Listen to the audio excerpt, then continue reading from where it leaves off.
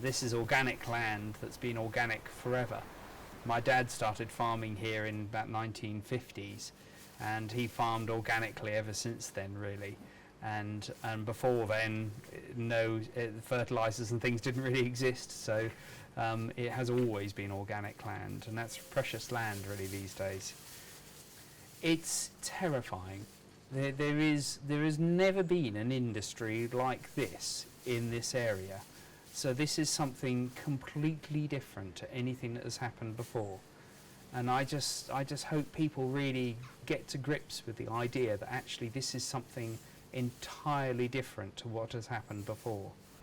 Our business has grown considerably since the quarry has closed, and we already have lots and lots of visitors coming to the farm. We now employ, it's around about 65 people in the middle of the summer.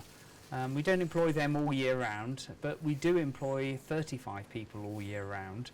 And that's well, I mean, that's a huge chunk of wages that we're putting into the community every year that way. I think if you add that up with all the other businesses in the area, I mean, the quantities of jobs that they are going to create are so minimal compared to the jobs that are already existing in the area that I think there's no argument economically to say that the quarry is going to create new jobs. People want to live and work in this area, but I can see with the quarry here, they're neither going to want to live here nor want to work here. There's so many ways that it could affect our business. I mean, the traffic is one.